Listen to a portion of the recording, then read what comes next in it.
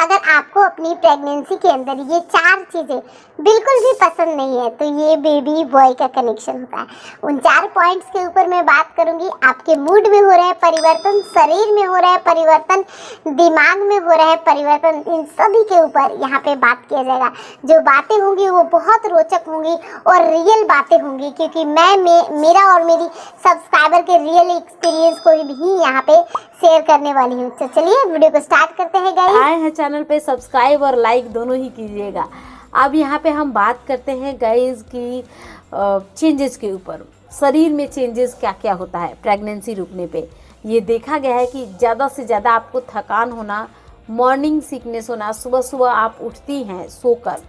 हमारे साथ क्या होता है, हम लोग जब भी सुबह सुबह उठते हैं हम बहुत ज़्यादा एनर्जेटिक होते हैं और हमारे दिमाग में पूरे डे का एक शेड्यूल होता है कि हमें ये करना है, उसके लिए हम एनर्जेटिक होते हैं, अपना जो काम होता है वो करते हैं, किचन में काम करते हैं, तो वही चीज़ें हैं।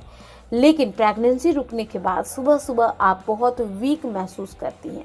इसे ओल्ड वाइफ्स बॉय का कनेक्शन देती हैं, जबकि ज़रूरी नहीं है। कुछ महिलाओं को गर्ल के समय में भी मॉर्निंग सिकनेस देखा गया है।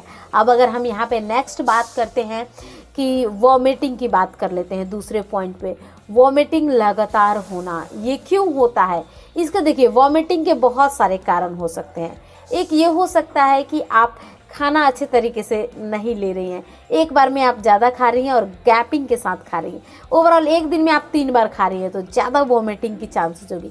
अगर एक दिन में 5 या 6 बार खाएंगी तो कम चांसेस होगी। अब कुछ महिलाएं बोलती हैं कि एक ही काम तो नहीं है हमें दिन भर में कि दिन भर खाते ही रहो, दिन भर में 5-6 बार खाओ, बहुत मुश्किल होता है, घर में और भी काम होते हैं। गाइज आपका कहना बिल्कुल सही है, लेकिन आप एक बार सोचिए, जब आप एक दिन के अंदर 1 या 2 बार वॉमिटिंग कर लेती हैं तो उसमें कितना टाइम जाता है। ऊपर से थकान और हो जाती है, बच्चे के लिए एक बैलेंस डाइट भी नहीं हो पाती, क्योंकि जो आपने खाया वो तो बाहर आ गया।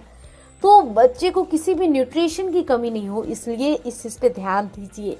नॉर्मल डेज में तो मैं आपको नहीं कहती कि आप 5 बार खाओ, लेकिन प्रेगनेंसी में लोग इस तरह की बातें करते हैं कि 2 लोगों के बराबर खाओ। तो कहीं ना कहीं ये ठीक होता है, बहुत ज़्यादा 2 लोगों के बराबर खाने की ज़रूरत नहीं होती है, लेकिन हाँ न्यूट्रिशन ज़रूर बढ़ाने की ज़रूरत होती है, हर समय खाने की इस हिसाब से ज़रूरत होती है। अब कुछ लोग बोलते हैं कि ज़्यादा क्रेविंग्स होना, मीठी चीज़ों की क्रेविंग्स ज़्यादा होना। तीसरा पॉइंट यहाँ पे डिस्कस कर रही हूँ, तो वो इस तरह से बोला जाता है कि ये गर्ल को इंडिकेट करता है। वहीं अगर नमकीन या तीखी चीज़ों की क्रेविंग्स ये बॉय को करता है, जबकि साइंटिफिक रीज़न कुछ और ही होता है। क्योंकि जो साइंटिफिक रीज़न ये है, हमारे शरीर में अगर वीकनेस है, ऑब्वियस सी बात है हम मीठी चीज़ें खाना ज़्यादा पसंद करते हैं उस समय के लिए। और अगर आपके शरीर में सोडियम की कमी है या फिर जिंक की कमी है, इस केस में नमकीन और तीखी चीज़ें और खट्टी चीज़ें ऑब्वियस सी बात है आप खाना पसंद करेंगी। तो जो भी चीज़ें अगर आप प्रेगनेंसी में खा रही हैं, घर की डाइट को लीजिए जो आपके लिए अच्छा रहेगा। और एक चीज़ कहना चाहूँगी कि बढ़ता हुआ एक वज़न होता है 4th पॉइंट के अंदर। वज़न अगर आपका तेज़ी से बढ़ रहा है 4थे महीने के बाद, तो बिल्कुल प्रेगनेंसी नॉर्मल है, कोई प्रॉब्लम नहीं है। खासकर ज़्यादा से ज़्यादा 7, 8, 9 मंथ के अंदर वेट पुट ऑन होता है।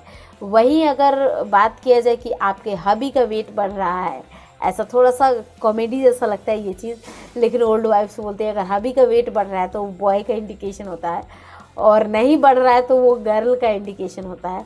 अब इस चीज़ का तो खैर कोई मतलब बनता नहीं है, लेकिन फिर भी लक्षण के बिहाफ पे लोग कनेक्ट करने की कोशिश करते हैं हस्बैंड वाइफ को। इस हिसाब से ये ओल्ड वाइफ्स बातें बताती हैं। 4 के 4 पॉइंट डिस्कस हो गए। अगर इनमें से 1 या 2 पॉइंट भी आप में मैच होता है तो कुछ ना कुछ चांसेस बनती हैं बॉय की। मिलती हूँ गाइज नेक्स्ट वीडियो में। Thanks for watching, bye bye.